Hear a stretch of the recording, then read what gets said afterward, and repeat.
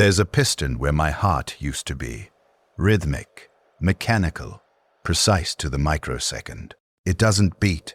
Pistons don't beat. They pump. They compress. They function according to specifications written by someone who never had to live with machinery in their chest cavity. I feel it now. Always. Every single compression cycle. 72 per minute. Optimized for coolant circulation efficiency, not for anything resembling the human experience I used to have before they took my heart and replaced it with engineering. But I'm getting ahead of myself. That's easy to do when you can't sleep. When you haven't slept in 47 years.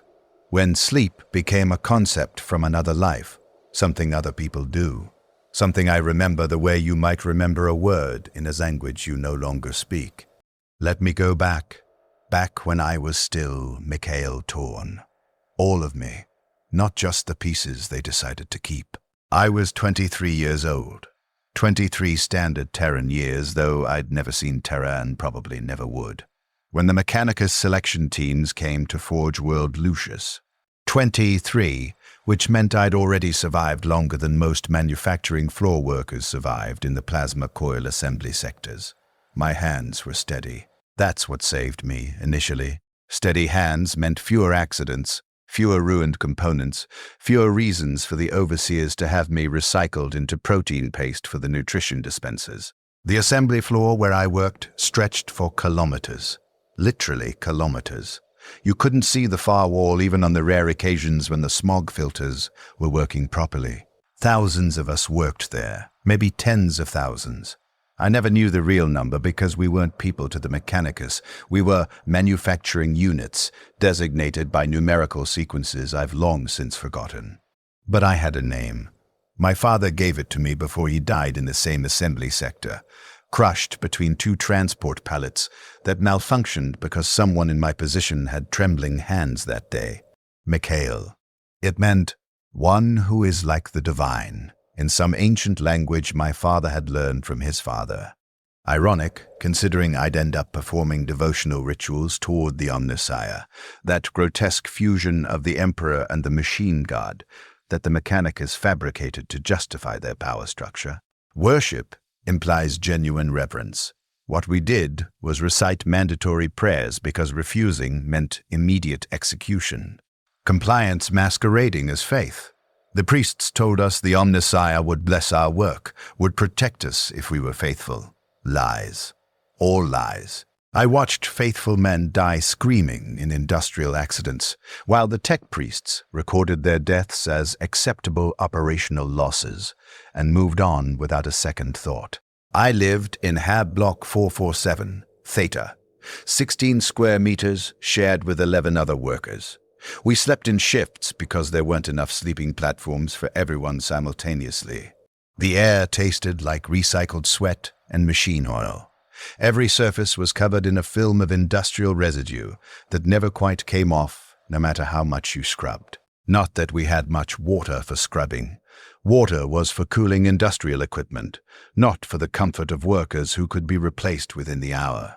The temperature fluctuated wildly depending on which manufacturing sectors were operating at full capacity. Sometimes it dropped so low you could see your breath crystallizing in the air, frost forming on the metal walls that would cut your fingers if you weren't careful. Other times, when the plasma forges were running at maximum output, the heat became so oppressive that men collapsed from thermal exhaustion and were dragged away to be processed into whatever the Mechanicus did with bodies that stopped functioning properly. We didn't ask. Asking questions was dangerous. I had one memory I treasured above all others. One memory I'd replay in my mind during the 18-hour shifts when my hands assembled plasma coil after plasma coil until the repetitive motion made my joints scream and my fingers went numb. And the supervisor servitors would patrol the lines looking for any sign of reduced productivity that would justify your immediate replacement. My father and I, sitting on the observation platform during a rare maintenance shutdown. 5 minutes. That's all we got. 5 minutes of sitting together while the machines were silent, and you could actually hear your own thoughts instead of the constant grinding roar of industrial equipment that never stopped, never rested, never cared that the noise was driving you slowly insane. He'd pointed to the massive plasma reactor in the distance, its glow turning the perpetual smog orange and sickly. The reactor looked like a miniature sun had been imprisoned in steel and brass, pulsing with energy that could vaporize a man in microseconds if the containment ever failed. You see that, Mikhail? That machine will outlive us, will outlive our great-great-grandchildren. The Mechanicus built it to last 10,000 years. And us? I'd asked. I was maybe 7 years old then, small enough that my legs didn't reach the floor when I sat on the observation platform, young enough that I still believed questions might have answers that made sense. We last until we stop being useful. He'd put his hand on my shoulder. I remember the warmth of it, remember the weight, remember how his fingers were missing the last joint on 3 of them from assembly accidents that had happened before I was born. The Mechanicus had offered him augmetic replacements, mechanical fingers that would work with perfect precision, but the cost would have been 40 years of indentured servitude on top of his existing work contract. He declined, lived with broken hands because at least they were his hands. So stay useful, keep your hands steady, that's how you survive. I kept my hands steady. For 16 years, I kept them steady. Assembled 47,823 plasma coils without a single rejection, without a single failure that would flag me for termination. My record was clean. My productivity was above average. My compliance was absolute. It didn't matter. The selection came during the 3rd shift of a cycle I can no longer properly calculate because the Mechanicus didn't measure time the way humans do. They used productivity cycles and manufacturing output quotas, not days or weeks. Time was just another resource to be optimized, broken down into units of production, stripped of any human significance. But I remember it was after I'd completed my 47,822nd plasma coil, my hands moving through the assembly sequence automatically, muscle memory taking over while my mind wandered to that memory of my father, to that 5-minute window of silence that had happened 16 years ago and felt like it belonged to someone else's life entirely. I remember the coil was particularly difficult. The housing had a manufacturing defect, a slight warping in the casing that meant the internal components didn't quite align properly.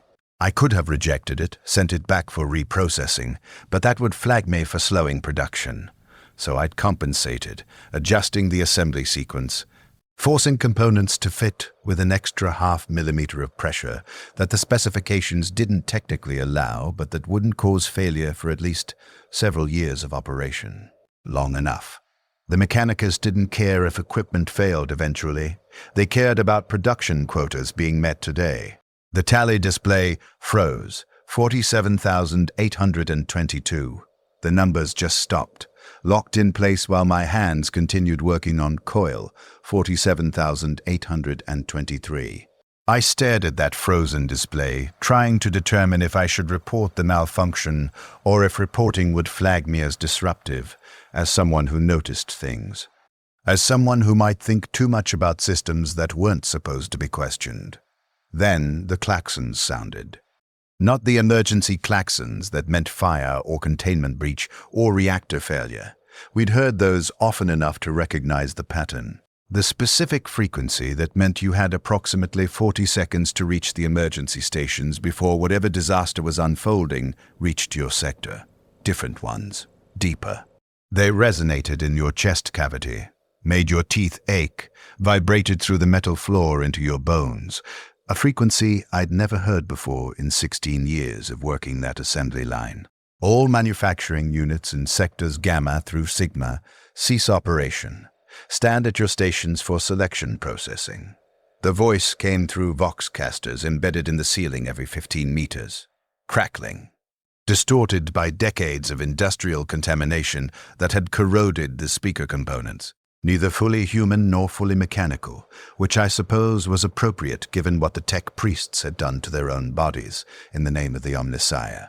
The Mechanicus claimed these augmentations were sacred, that replacing flesh with steel brought them closer to the machine god they'd invented to justify their technological monopoly. In reality, They were addicted to augmentation, the same way some unfortunates in the lower hive levels got addicted to combat stims or obscura, or any of the other chemical escapes from the horror of daily existence. Each upgrade cost them more of what they'd been, stripped away another piece of humanity, until you couldn't tell where the person ended and the machine began, if there was any person left at all.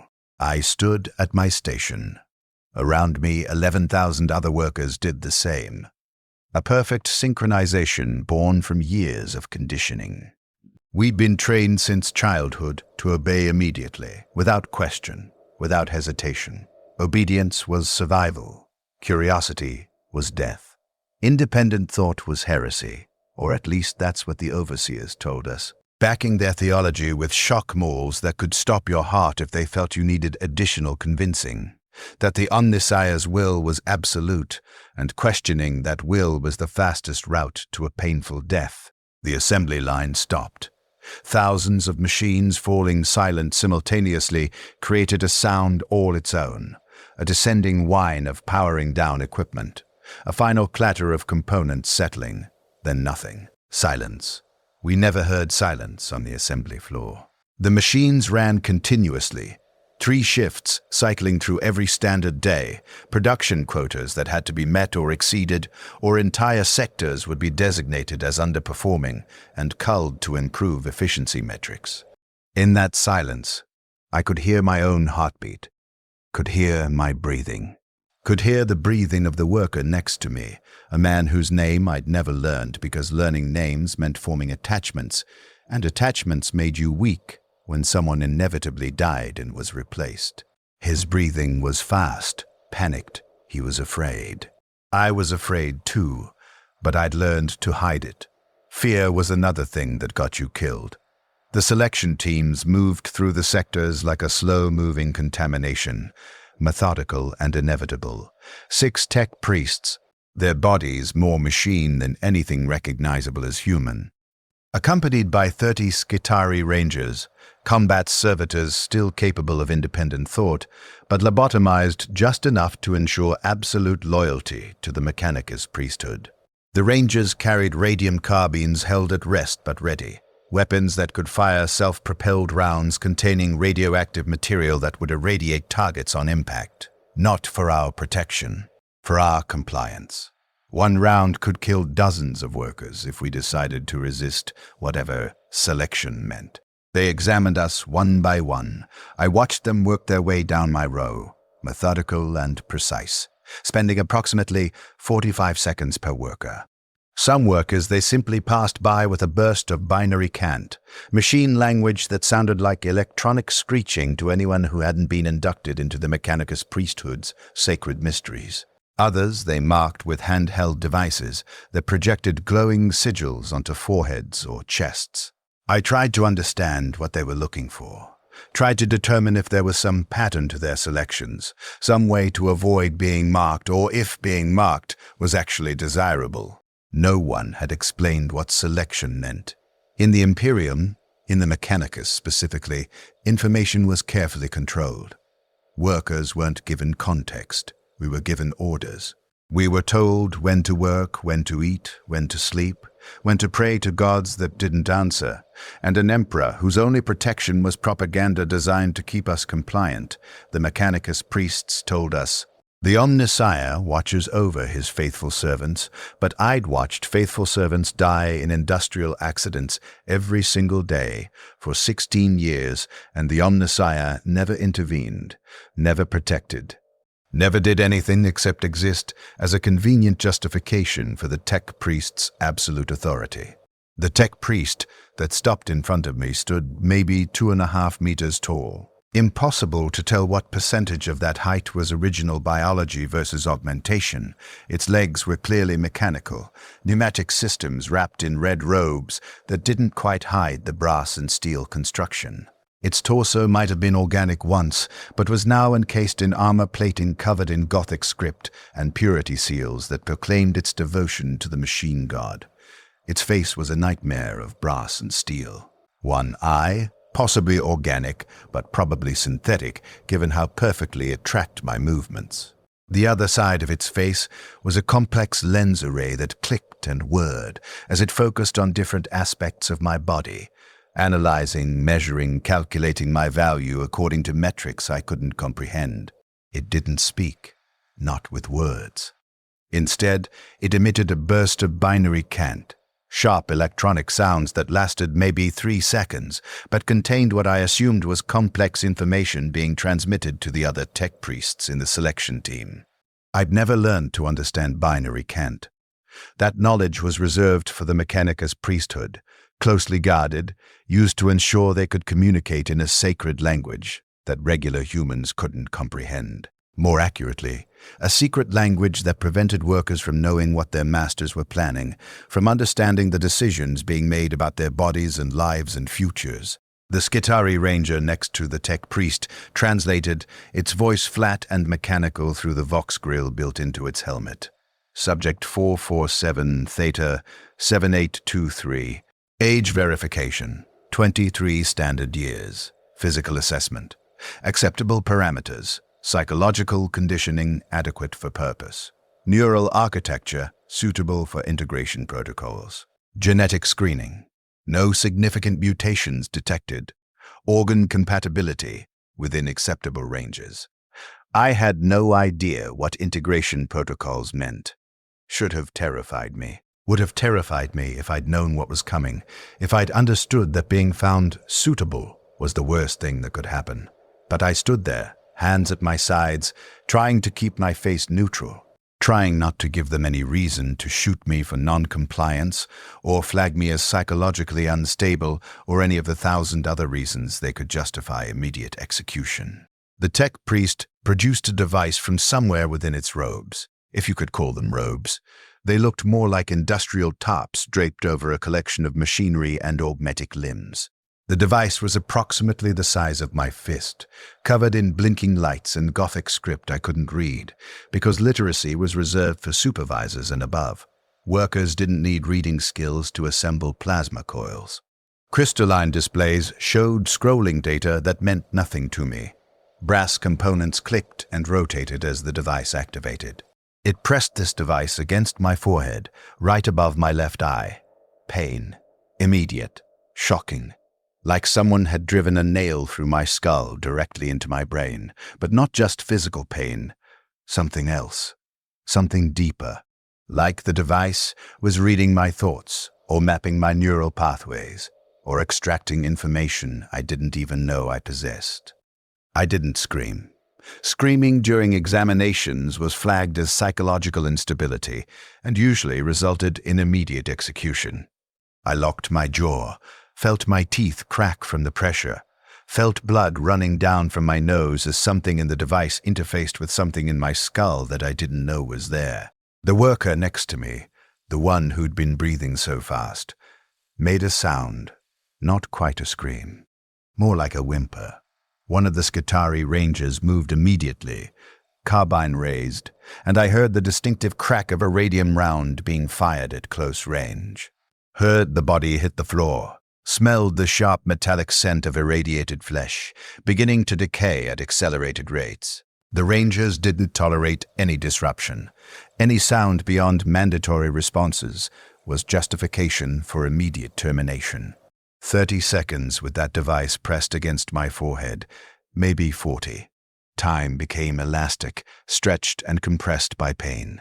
Then the device withdrew and the pain stopped, leaving only a dull throb and the copper taste of blood in my mouth from where I'd bitten through my lower lip, trying not to scream. The tech priest emitted another burst of binary.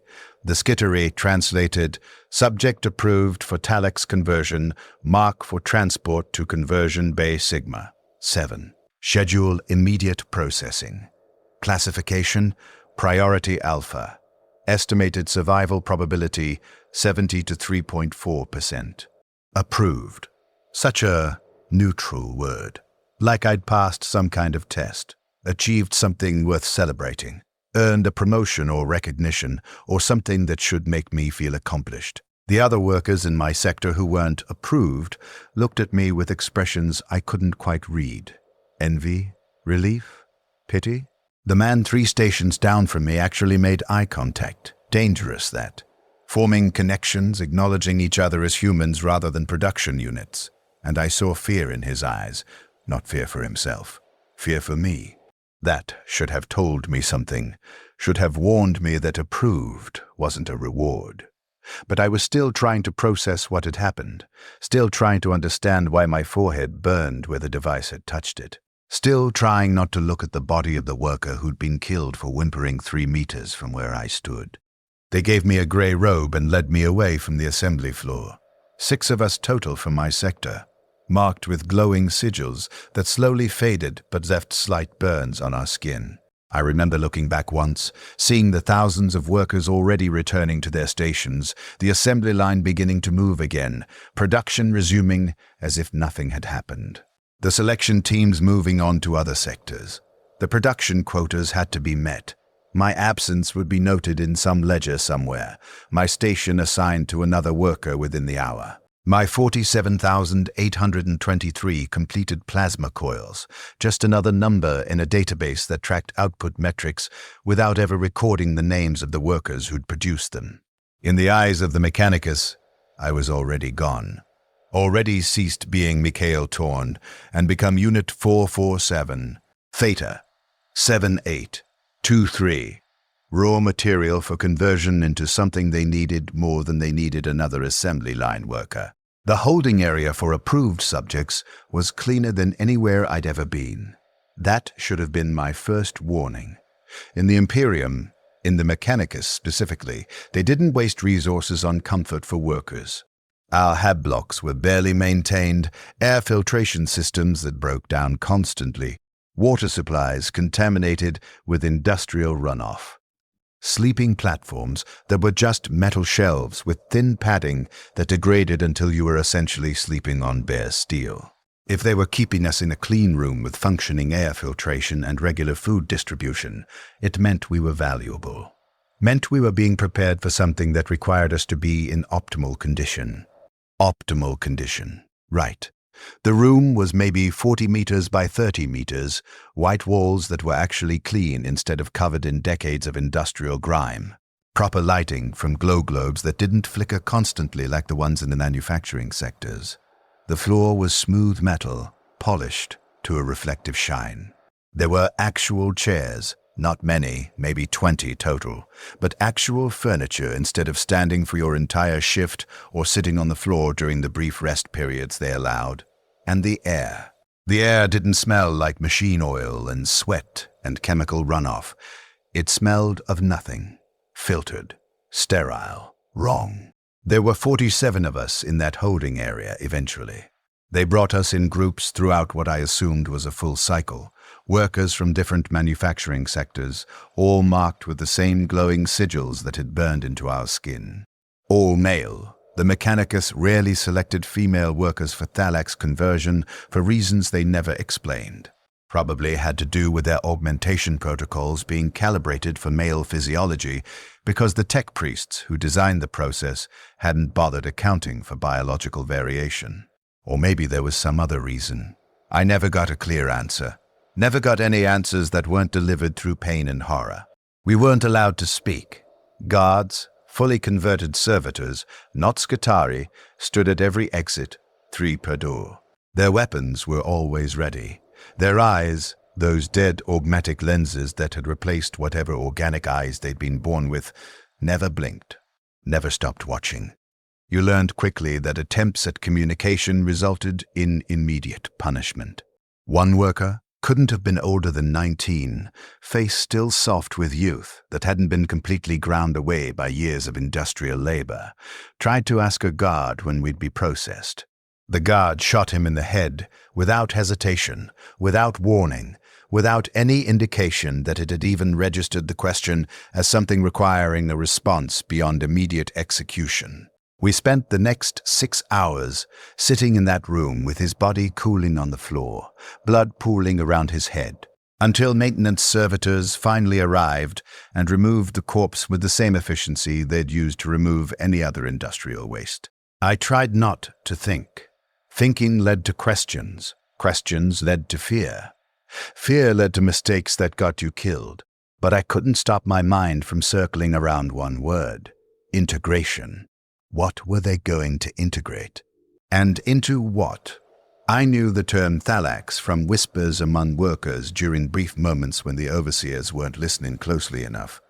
Heavy shock troopers, people said. Cyborg warriors. Elite units deployed in the Mechanicus's most dangerous operations. Strong. Nearly indestructible. Deployed on battlefields where regular Skitarii couldn't survive. That didn't sound so bad when I let myself think about it. Didn't sound like something to fear. To become a warrior. To have strength and purpose beyond assembling plasma coils for 18 hours daily until your hands cramped and your vision blurred and you started making mistakes that would eventually get you killed or demoted to even worse. Assignments in the Prometheum refineries where life expectancy was measured in months. Maybe that actually was a privilege. Maybe the tech priest's designation of approved wasn't a death sentence, but an opportunity. Delusion. Desperation. The mind's desperate attempt to find hope in a situation that had none. I know that now. Knew it within hours. But sitting in that white room with 46 other men who'd been selected for reasons we didn't understand, I let myself believe that maybe this was better than the alternative. They fed us. That was the second warning I should have recognized. Real food. Not corpse starch rations or protein paste made from recycled organic waste. Actual food. Reconstituted meat that might have come from real animals at some point. Vegetables that had probably been vat-grown but still tasted like something other than industrial chemicals. Bread that wasn't full of sawdust and binding agents. They fed us 3 times during our wait in that holding area. Gave us clean water. Made sure we were hydrated and nourished. They were preparing us. Making sure the raw materials were in optimal condition before processing began. The answer came on the second day. Or what I assumed was the second day, without external windows or any way to track time beyond counting the meals they provided. Day and night became meaningless concepts. A tech priest entered, different from the one who'd selected me. This one was more heavily augmented, maybe 80% machine if I had to guess. Its lower body was entirely mechanical, a complex arrangement of spider-like legs that clicked against the polished floor.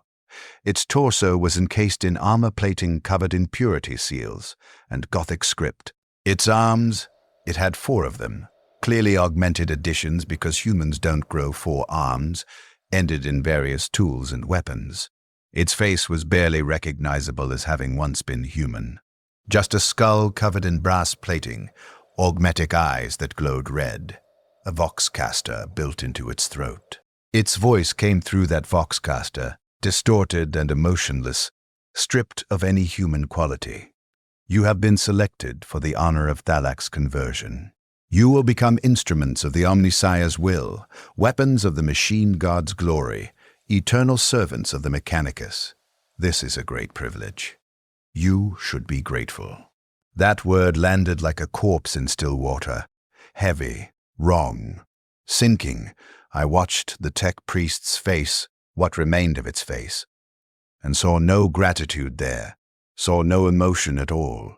Just the cold calculation of someone who'd replaced so much of their humanity that concepts like gratitude had become operational parameters rather than feelings, data points rather than experiences. The conversion process will commence in 6 hours. You will be prepared for surgery through chemical cleansing and neural preparation protocols. Resistance is not merely futile, it is impossible.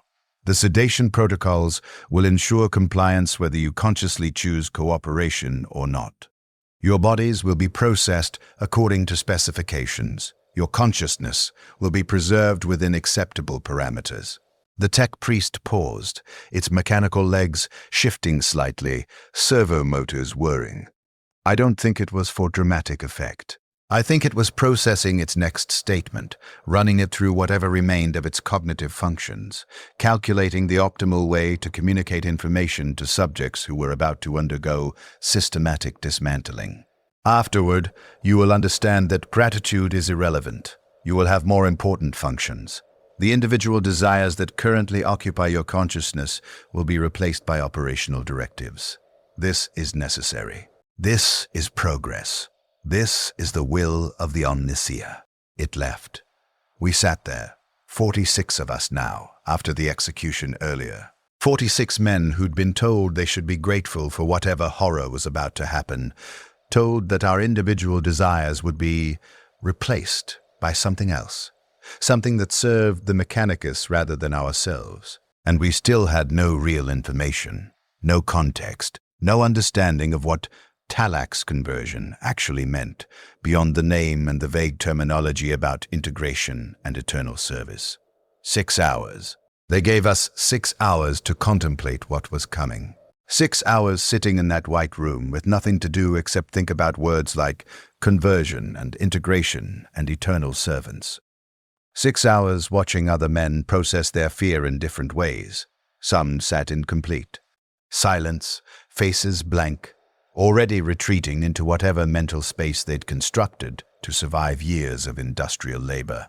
Others paced, nervous energy they couldn't contain. One man prayed, whispering words to the Emperor that I couldn't quite hear, asking for protection that wouldn't come because the Emperor, if he'd ever been more than a tyrant who'd conquered humanity and built an empire on suffering, was a corpse on a throne. And his protection was just another lie they told workers to keep them obedient. I sat and thought about my father, about those 5 minutes on the observation platform, about his hand on my shoulder and his missing fingers, and his warning that we only lasted until we stopped being useful. I'd been useful for 16 years. Now they'd found a different use for me, a better use from their perspective. Not a worker assembling plasma coils, but a weapon to be deployed in whatever wars the Mechanicus waged for control of technology and resources and power. I wondered if he'd be proud. Wondered if becoming a Thallax was better than dying in an industrial accident like he had. Wondered if maybe this really was a privilege, if maybe strength and purpose and importance were worth whatever price the conversion demanded. Still deluding myself, still hoping. The mind clings to hope even when hope is obviously false, because without hope, there's only terror, and terror makes it impossible to function. They came for us in groups of 6. Every 20 minutes, 6 workers would be called by their designation numbers and led through the heavy blast doors at the far end of the holding area into whatever waited beyond. None of them came back. We didn't hear screaming. The walls were too thick, too heavily insulated, probably designed specifically to prevent sounds from traveling between the holding area and the conversion bays. Just silence. 6 men disappeared into that silence every 20 minutes. I counted.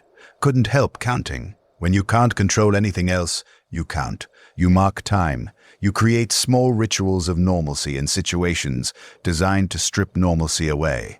46 workers. Groups of 6. That's 7 complete groups, plus 4 remaining. I was in the 8th group, second to last. I watched 36 men walk through those blast doors before my designation was called. Each time the doors opened, I tried to see beyond them, tried to catch a glimpse of what waited in the conversion bays. But the corridor beyond was too long, too well lit, impossible to see past the initial white walls that continued in the same sterile aesthetic as the holding area. The doors would close. 20 minutes would pass. The doors would open again. 6 more men would be called. 447, Theta, 7823. Report for conversion processing. My legs moved on their own. Years of conditioning. When your designation is called, you move. You don't hesitate. You don't question. Your body obeys before your mind can object, muscle memory and psychological conditioning overriding any independent decision-making capability you might theoretically possess.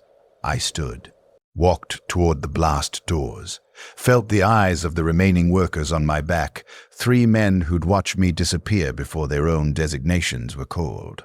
The corridor beyond the blast doors was sterile, painfully bright. The walls were white, the floor was white, every surface reflected the harsh illumination of glow globes set every 3 meters. It hurt to look at, after sitting in the relatively dimmer lighting of the holding area.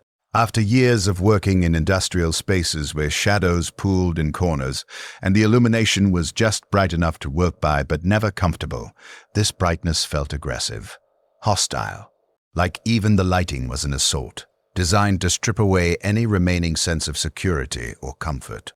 Conversion Bay Sigma 7 was surgical in the worst sense of that word. Massive, cathedral-sized, but not for worship of anything divine, for the worship of technology, for the systematic disassembly and reconstruction of human beings according to Mechanicus specifications. 6 operating stations occupied the center of the bay, arranged in a perfect hexagonal pattern.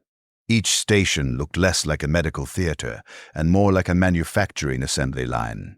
Robotic arms, suspended from the ceiling, each arm ending in different tools, laser cutters, plasma welders, precision instruments I couldn't name but could imagine their purposes all too easily. Conveyor systems for moving components, massive tanks filled with some kind of fluid that bubbled and steamed. And the smell? Chemical and sharp, antiseptic, but with an underlying scent of burnt flesh and metal that no amount of filtration could completely remove. 5 tech priests oversaw the operations, positioned at monitoring stations around the perimeter of the bay. Around them, maybe 20 servitors, humans who'd been lobotomized and turned into biological robots. Their higher brain functions removed, their bodies converted into programmable tools that followed instructions without question or hesitation. They moved with horrifying efficiency. No wasted motion, no hesitation, no humanity. Just biological machines performing tasks they'd been programmed to perform. I was directed to Station 4 by a servitor whose face was completely blank, expression wiped away when they'd removed whatever parts of its brain were responsible for emotion and independent thought. Told to remove my robe and stand on the designated platform, I did. What choice did I have? The Skitarii guards hadn't entered with us, but they didn't need to. Where would we run? The entire Forge world was controlled by the Mechanicus. Every centimeter, every breath, every moment of existence monitored and controlled. The platform beneath my feet was cold, metal, smooth. I remember that specific sensation with perfect clarity. Remember the way it conducted heat away from my soles. How my body started shivering and I couldn't tell if it was from temperature or terror or some combination of both. The platform was slightly raised, maybe half a meter off the main floor, positioning me at optimal height for the robotic arms that hung motionless above, waiting.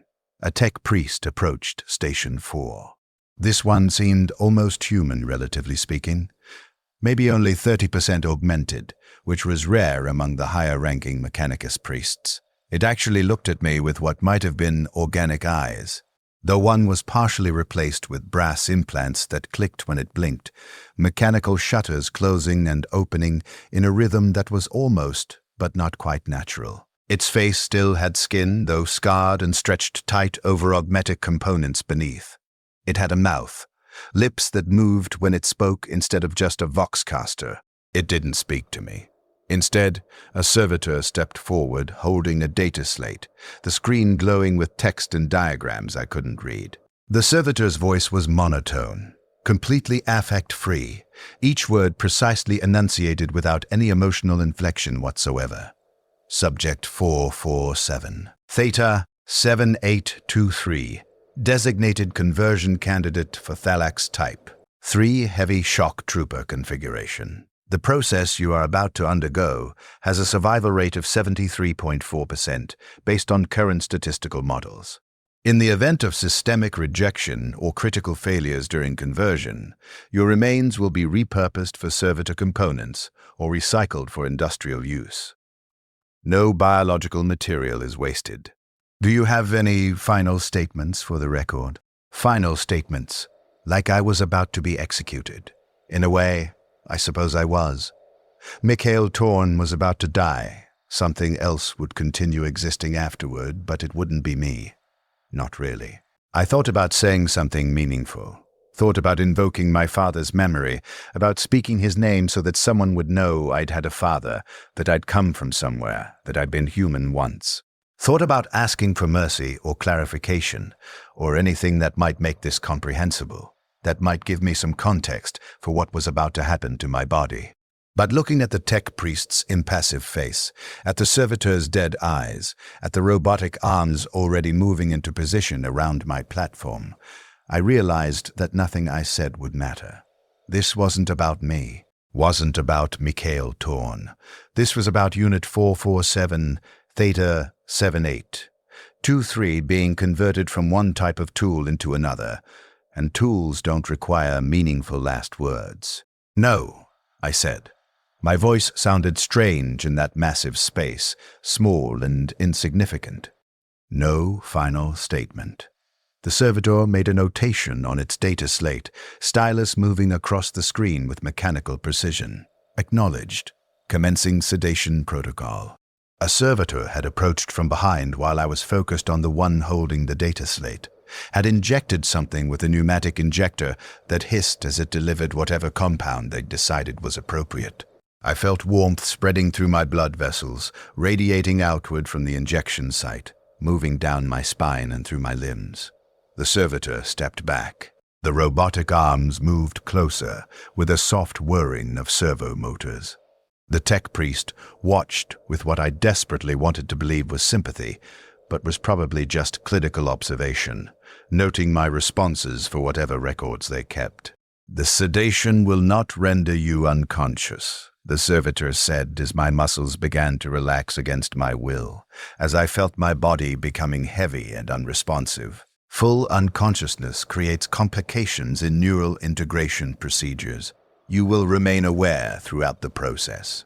Pain reception will be reduced by approximately 87%.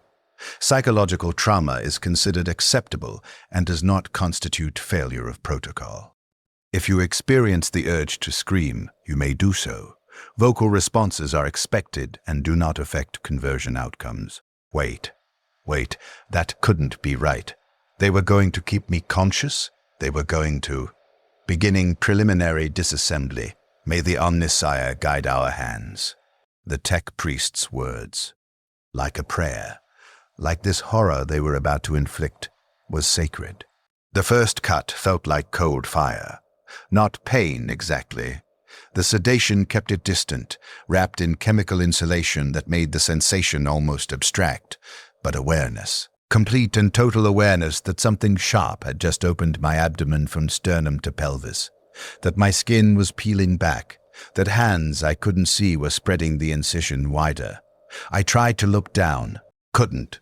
My head was locked in place by a restraint I hadn't noticed them applying, some kind of clamp that had extended from the platform to hold my skull motionless. But I could feel everything, every movement, every touch. The sedation didn't stop sensation, it just made it wrong, disconnected, like it was happening to someone else's body that I was somehow still inhabiting. "Preliminary organ assessment," the servitor's voice said. "Cardiac function nominal. Respiratory function nominal. Beginning extraction sequence." Extraction. That word landed in my consciousness like a stone dropped into still water, ripples spreading outward as my chemically slowed mind tried to process what it meant. What were they extracting? What were they? Something grabbed my heart. Not grabbed, grasped, held, machines interfacing with living tissue. I felt my heartbeat stutter, felt the rhythm change as whatever device they'd attached began measuring, analyzing, determining if this organ met their specifications or needed to be replaced. The tech priest's face appeared above me, those partially organic eyes studying readouts I couldn't see. "Cardiac tissue unsuitable for long-term integration," it said. Its voice was clinical, discussing my heart the way I'd discuss a defective plasma coil. Muscular degradation consistent with prolonged industrial labor exposure. Replacement recommended. Mark for extraction and disposal. Disposal. My heart was going to be disposed of. The tech priest moved away. The servitors moved in. I felt pressure in my chest, felt things shifting that shouldn't shift, felt my heartbeat becoming irregular as they began disconnecting it from the systems that had kept me alive for 23 years. This was the moment I should have died, The moment when they severed the connections, when blood stopped flowing, when oxygen stopped reaching my brain. But something else took over, something mechanical. A pump activated somewhere, forcing blood through my circulatory system independent of my heart, keeping me alive, keeping me conscious. They lifted my heart out of my chest. I didn't see it, couldn't see anything except the white ceiling and the robotic arms moving in precise patterns above me. But I felt its absence. Felt the hollow space where it had been. Felt the tubes and connections that were maintaining circulation artificially. Cardiac extraction complete. Beginning mechanical heart installation. Heavy. Wrong. I felt it being positioned where my heart had been, felt connections being made to arteries and veins, felt something pierce into my spine to interface with my nervous system. Then, pressure. Incredible pressure as they sealed it in place, as they sutured living tissue to mechanical components, as they activated the device, and my chest suddenly thrummed with that rhythmic pumping I described earlier. 72 compressions per minute, perfectly regular, inhuman. My heart was gone. The first piece of Mikhail torn, discarded like industrial waste. Proceeding with digestive system removal. Wait, what? No, I needed. Subject shows elevated stress responses. Increasing sedation by 0.3%. The chemical warmth in my blood intensified slightly. Not enough to make me unconscious. Not enough to stop me from feeling them cutting away my stomach, my intestines, everything that had processed food and sustained my body. They removed meters of tissue. I felt lighter, felt hollow, felt increasingly disconnected from the body that was being systematically dismantled beneath me. Digestive functions will be replaced by chemical nutrient infusion systems, the servitor said, as if this was helpful information. As if knowing I'd never eat again would somehow make this bearable. Solid food consumption is unnecessary for Thallax units. Chemical sustenance is more efficient. Taste reception will be eliminated as a non-essential function. Never feel hunger or satisfaction. Just chemical infusion directly into my blood. Another piece of humanity extracted and disposed of. They continued. Hours passed, I think. Time became meaningless when you're being disassembled. They removed my liver, my kidneys, my spleen, replaced some with mechanical equivalents, eliminated others entirely as unnecessary. Each extraction left me feeling less substantial, less real, less like a person, and more like a collection of components being evaluated for retention or replacement. My arms went next. They soared through the bones. I heard it, heard the high-pitched whine of industrial cutting tools designed for metal being applied to my skeleton, felt vibrations through my body as they severed my right arm at the shoulder, then my left, felt the weight disappear, felt my sense of space distort as my brain struggled to process that the arms it expected to be there simply weren't anymore. Upper limb extraction complete. Subject is adapting within acceptable parameters. Neural shock minimal. Proceeding with leg removal. No, please, not my legs. Not through my left. My legs disappeared. I was just a torso now, just organs and a head attached to a mechanical heart and artificial circulation system. Lying on a platform while servitors moved around me carrying away the pieces of my body for whatever recycling process they used for unwanted biological material. I tried to scream, couldn't. Something had been placed in my throat during one of the procedures I'd been too dissociated to notice. A tube. Breathing apparatus. My lungs still worked. They were keeping those, apparently. But my vocal cords were bypassed, rendered useless. No sound came out, just silence. Internal screaming that had no external expression. Beginning skeletal replacement and armor integration. They lifted me, what remained of me, and positioned me vertically. I felt metal sliding beneath my back, felt my spine being aligned with something rigid and cold. Then pain, sudden and shocking as the sedation's effectiveness failed against the intensity of what they were doing. Drills, directly into my spine. Multiple points. I counted 7 distinct locations where they drilled through vertebrae, where they installed anchoring points for the mechanical skeleton that would replace my missing limbs. The mechanical arms attached with clicks and hisses of pneumatic seals. I felt them connect to the anchor points. Felt weight return but wrong. Too heavy, too cold. These weren't arms like I'd had. These were weapons. Heavy industrial manipulators, ending in hands that were articulated claws designed for combat rather than the delicate precision work my organic hands had performed. I tried to move them. Couldn't. Not yet. They weren't activated, weren't interfaced with my nervous system. The legs came next. Reverse-jointed mechanical constructs that locked into place at my hips with a grinding sensation I felt through my entire truncated body. Heavy. So impossibly heavy. How was I supposed to support this weight? How was I supposed to move? Commencing neural integration. Subject may experience disorientation, memory disruption, and personality fragmentation. These effects are temporary and will stabilize once integration completes. Temporary. Right. Except nothing about this was temporary. This was forever. Something inserted into the base of my skull. Sharp. Precise. Needles penetrating directly into my brain tissue, spreading out like metallic roots growing into gray matter. I felt each one. Felt them mapping my neural pathways. Felt them establishing connections. Felt them beginning to transmit data that my brain didn't know how to process. Then light. Not light I saw with my eyes, light directly in my visual cortex. Information. Streams of data about the mechanical body I now inhabited. Structural integrity readouts, power supply status. Ammunition counts for weapons I didn't remember them installing. Tactical assessment protocols. All of it flooding into my consciousness simultaneously. Overwhelming, incomprehensible. I felt my sense of self fracturing. Felt Mikhail torn. The person who'd assembled plasma coils, who'd had a father and a memory of 5 minutes of silence, being pushed into a smaller and smaller space in my own mind as the integration protocols expanded. Combat subroutines installing themselves, targeting algorithms, threat assessment matrices, all of it foreign, all of it wrong, all of it becoming part of me whether I wanted it or not. Integration at 47%. Subject consciousness remains intact. Acceptable parameters. Continue. 47%.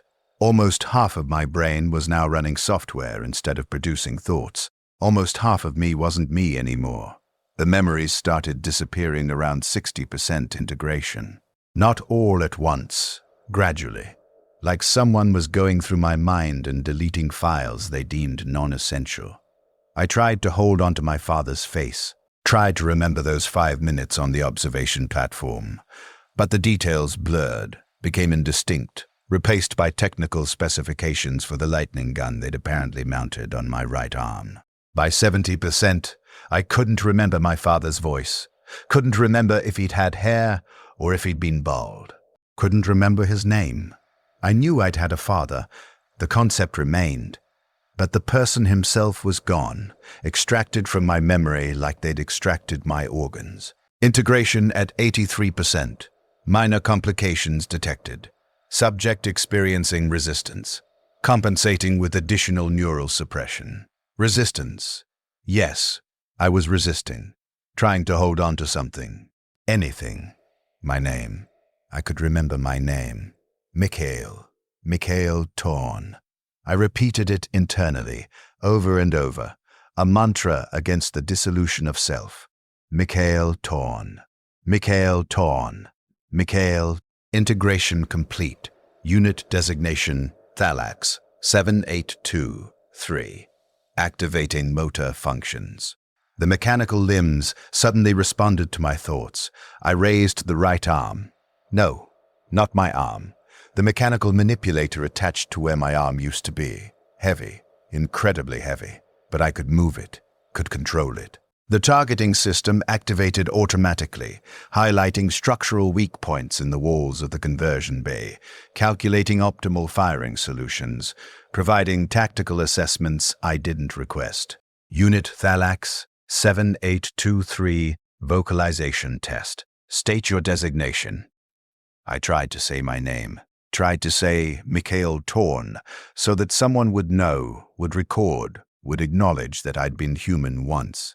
But what came out of the voxcaster they'd installed in my throat was Unit Thallax, 7823, Combat Designation Heavy Shock Trooper, ready for deployment.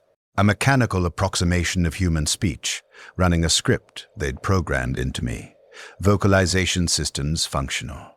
Proceeding with armor plating installation and final sealing. They encased me in metal. Heavy plates bolted directly into my new skeleton, covering every remaining piece of organic tissue except my face. And even my face was partially covered. A rebreather unit sealing over my mouth and nose, protecting my lungs, filtering air through mechanical systems. My eyes remained. They'd kept my eyes. 2 tiny pieces of original biology in a body that was now 97% machine. But I couldn't close them. The augmetic systems didn't include eyelids. My eyes were locked open, staring, unable to blink, unable to look away from anything. Moisture systems activated automatically to prevent my eyes from drying out. But the sensation of blinking, that unconscious human gesture I'd performed thousands of times per day, was gone forever. Final integration protocols complete. Unit Thallax, 7823, has achieved minimal operational standards. Survival confirmed. Conversion success rate maintained. Transfer to conditioning facility for combat programming and loyalty reinforcement. They lifted me off the platform. I should have been able to stand, should have been able to support my own weight, but I couldn't figure out how to make the reverse-jointed legs work properly. I toppled forward. Servitors caught me, held me upright, began the process of teaching my brain how to control a body that had nothing in common with the body I'd lived in for 23 years. Learning to walk took 6 days. 6 days of falling, of crashing to the floor with enough force to crack the metal plating, of struggling to coordinate limbs that responded to my thoughts, but moved with different physics than organic limbs. The reverse joints bent wrong. The weight distribution was completely alien. My center of mass had shifted to accommodate the heavy weapons systems. Everything about movement had to be relearned from scratch. They didn't let me rest. Couldn't let me rest. There was no rest mode, no sleep, no unconsciousness. I was aware 24 hours per day, every day, continuously. When I wasn't training to walk, I was standing motionless in a charging station, while power systems I didn't understand replenished energy reserves I didn't remember depleting. My consciousness never stopped, never paused, never got the relief of sleep. Do you understand what that means? Never sleeping? The human mind needs sleep, needs that daily reset, that period of unconsciousness where memories consolidate and the brain performs essential maintenance functions. Without it, without ever being able to stop being aware, consciousness became a prison, became torture. I started losing track of time around day 10, or maybe it was day 12. The days blurred together when there were no natural boundaries between them, when one period of awareness simply flowed into the next without interruption. I tried counting seconds to maintain some sense of chronology, but I kept losing count around 80,000 and having to start over. The combat programming began once I could walk without falling. They put me in simulation chambers, massive rooms with hololithic projectors that created virtual battlefields. They taught me how to use the lightning gun, how to direct its electrical discharge at targets, how to calculate firing solutions accounting for distance and environmental conditions. They taught me close combat protocols using the augmatic fists that could punch through reinforced steel. They taught me squad tactics, how to coordinate with other Thallax units, how to follow orders from tech priests without question. Every lesson was reinforced with pain. Failure to execute properly resulted in electrical shocks delivered directly through the neural interface. Compliance was rewarded with cessation of pain. They were conditioning me like you'd condition an animal, using the most basic stimulus response patterns to override any remaining independent thought. It worked. Emperor helped me. No, not the Emperor. The Emperor never helped anyone. The Emperor was a corpse whose only power was the propaganda others wielded in his name. It worked. After enough conditioning, after enough pain and repetition, I stopped resisting, stopped trying to hold on to Mikhail Torn, stopped caring that I couldn't remember my father's face or my HAB block designation or anything about my life before the conversion. I became Unit Thallax 7823. I executed orders. I optimized combat performance. I functioned. The first deployment came 3 months after conversion. They loaded 30 of us, 30 Thallax units, though I couldn't think of us as people anymore, couldn't think of us as having been human, into a transport ship and sent us to a war zone I wasn't given context for. We didn't need context. We needed targets. The battle lasted 47 hours. I know that specific duration because my internal chronometer tracked it precisely, logged every second of combat, recorded every target neutralized, catalogued every expenditure of ammunition. I killed 247 hostiles. I don't know what they were. Rebels, Xenos, heretics, it didn't matter. They were designated as threats. I eliminated them. I felt nothing. The parts of my brain responsible for emotional response to violence had been suppressed by the neural integration. I watched people, or things shaped like people, die under my lightning gun's discharge, and experienced it the same way I'd experienced assembling plasma coils. Just another task. Just another function to perform. We took casualties, 7 Thallax units destroyed, their bodies, our bodies, left on the battlefield because retrieval wasn't tactically optimal. I stepped over the wreckage of Thallax. 4791 saw his brain case cracked open, saw the organic matter inside spilling out, and felt nothing. Should have felt horror, should have recognized that could be me. But the conditioning had stripped away self-preservation instincts that might interfere with mission completion. They redeployed us 6 times that first year. 6 different battlefields. 6 different designation of enemies to eliminate. The missions blurred together. I stopped trying to differentiate them. What did it matter if I was killing orc raiders or human rebels or rogue servitors? The function was the same. Identify target, calculate firing solution, eliminate threat, move to next target. Year 2 was when I started to notice something wrong.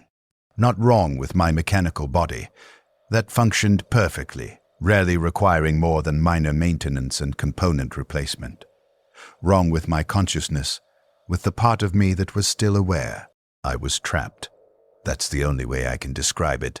Trapped in a mechanical body that executed combat protocols, while some fragment of Mikhail Torn watched from behind eyes that couldn't close. Screaming silently in a mind that had been partitioned and compressed into a smaller and smaller space.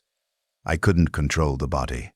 Couldn't stop it from killing. Couldn't override the combat programming that dominated my neural architecture. I could only observe, only experience, only remember, though my memories were incomplete, fragments of a life I could barely reconstruct. Sleep never came. 47 years now. 47 standard years of continuous consciousness, never sleeping, never dreaming, never getting relief from awareness. Do you know what that does to a mind? The madness that comes from never being able to stop thinking, stop processing, stop being aware of your own existence. I tried to die. Year 7, during a combat deployment against Chaos cultists who'd seized a Mechanicus facility, I positioned myself in front of their heavy weapons, took damage deliberately. Let them destroy my left arm, breach my chest plating, damage critical systems. I thought maybe if enough of me was destroyed, the consciousness would finally stop, finally cease, finally give me the oblivion I'd been denied for 7 years. They retrieved me, repaired me, had me back in combat operations within 4 days. The tech priest who oversaw my reconstruction noted in my operational logs that I'd made suboptimal tactical decisions, but attributed it to corrupted combat algorithms rather than deliberate self-destructive behavior. They never considered that I might want to die. Why would a tool want to die? Year 12, I tried again. threw myself into a pit of molten promethium during an industrial accident. The heat damaged my systems catastrophically, melted through armor plating, destroyed my legs, boiled away the coolant that kept my brain from overheating. I remained conscious through all of it, through the heat, through the destruction, through being pulled from the promethium by recovery servitors, through the 6-week reconstruction process where they rebuilt me from whatever remained. My brain case survived. My eyes survived. My lungs survived, the ones they'd kept from my original body, now so heavily augmented with rebreather systems that barely any organic tissue remained. They couldn't let me die. The investment of resources in creating a Thallax unit was too substantial. As long as the brain remained viable, they'd rebuild the body around it, over and over, forever. I am 47 years old now. No, that's wrong. I'm 70 years old. 47 years since conversion. My brain is 70 years old. My organic eyes are 70 years old. My lungs, heavily augmented and barely recognizable, are 70 years old. Everything else has been replaced multiple times. I've gone through 14 different body configurations as they've upgraded and modified and optimized my mechanical components.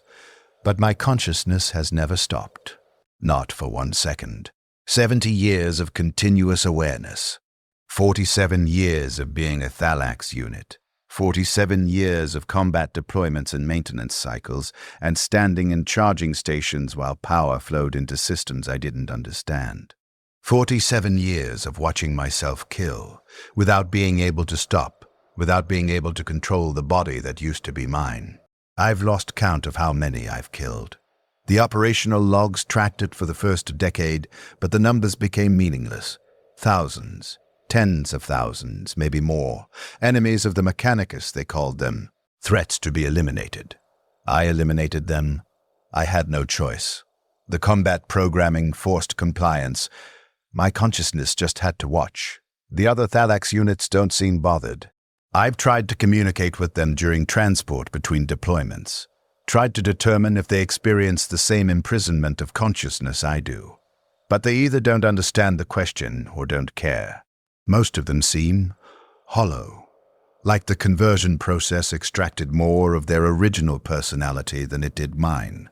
Like they really did become the tools the Mechanicus wanted them to be, with no remaining fragment of humanity questioning or resisting or suffering. Maybe I'm defective.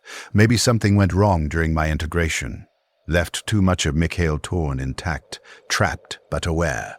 Maybe the other units had cleaner conversions, more complete suppression of their original consciousness. Maybe they're not in pain. Maybe they're not screaming internally every second of every day. I hope that's true. I hope I'm unique in this torture, because if I'm not, if every Thallax unit contains a trapped consciousness like mine, then the horror is multiplied by thousands.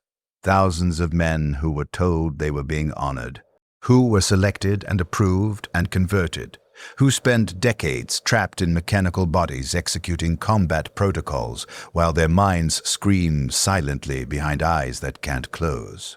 The Mechanicus priests who oversee my maintenance never ask if I'm suffering, never check my psychological status beyond ensuring the combat programming remains intact. I'm evaluated on operational efficiency, combat effectiveness, system integrity, not on whether the consciousness trapped inside this machine is still human enough to experience despair.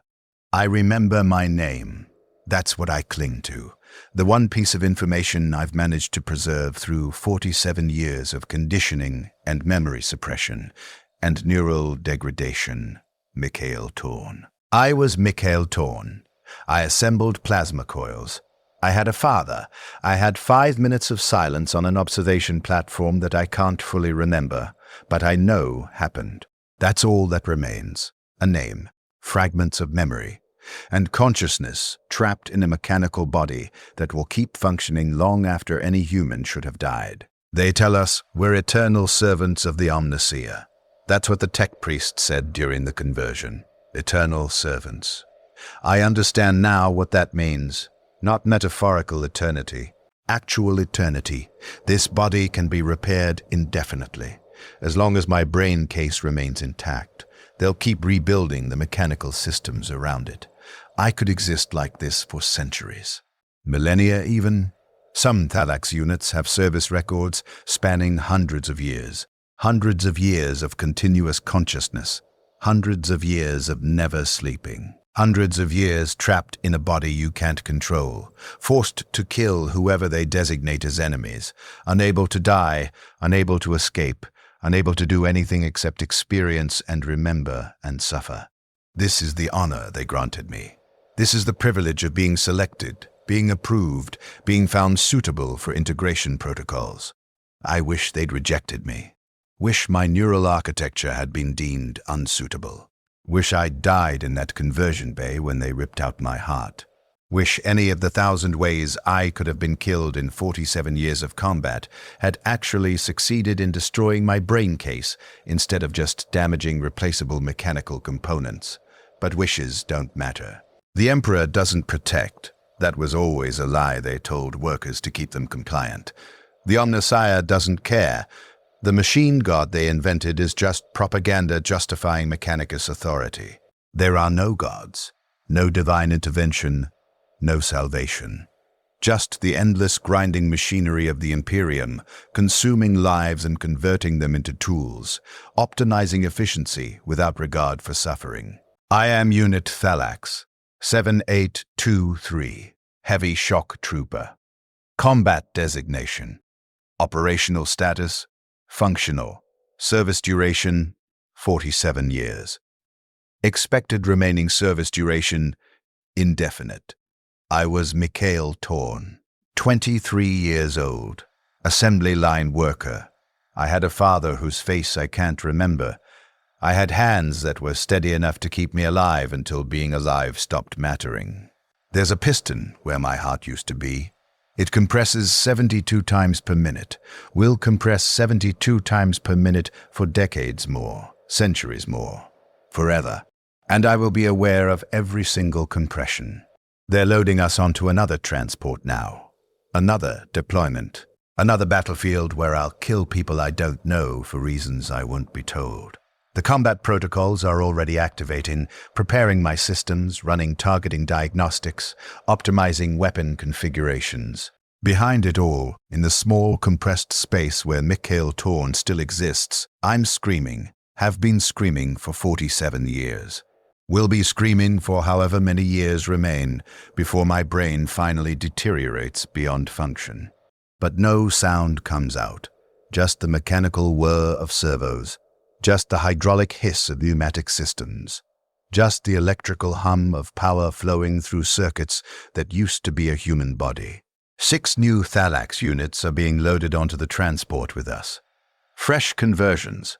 I can tell by how they move. Unsteady, still learning to control their new bodies. 3 months ago they were workers. Had names. Had lives. Had no idea that selection was a death sentence disguised as honor. I want to warn them, want to tell them what awaits, want to explain that the consciousness they still possess will remain trapped for decades in bodies that execute protocols without consent. But I can't speak outside of approved communication channels, can't override the Voxcaster that only transmits tactical information and acknowledgement of orders. I can only watch as they board the transport, watch as they take their positions in the deployment cradles. Watch as they begin the same eternal service that will grind them down into fragments of memory and endless suffering. One of them, designation Thallax, 9421 according to my tactical display, is positioned next to me. He's struggling with the restraint harness, his new mechanical hands too heavy, too imprecise. A servitor moves in to assist, locks him into place with efficient motions that care nothing for his difficulty. For just a moment, his head turns toward me. His eyes, organic eyes, the only remaining piece of his original face visible through his armor plating, meet mine. And I see it. The awareness. The consciousness still intact behind all the mechanical augmentation. The terror of understanding what's being done to him. I try to make my eyes express something. Sympathy. Solidarity. Warning. Anything that might communicate that he's not alone in his imprisonment. But my eyes can't change expression, can't convey emotion, can only stare with the same blank mechanical gaze as every other Thallax unit. His eyes move away. The transport engines activate. The deployment begins. And somewhere in the compressed fragment of consciousness that used to be Mikhail Torn, I mark another tally. Another consciousness trapped. Another man converted into a tool that will serve eternally whether he wants to or not. The Imperium calls this necessity. Calls this the price of humanity's survival in a galaxy that seeks to destroy it. I call it what it is. Horror. Unending, inescapable, eternal. My name was Mikhail Torn. I am Unit Thallax 7823. I have been aware for 47 years without sleeping. I will be aware for decades more. And there is no escape. No mercy. No end. Only the piston where my heart used to be, compressing 72 times per minute, forever.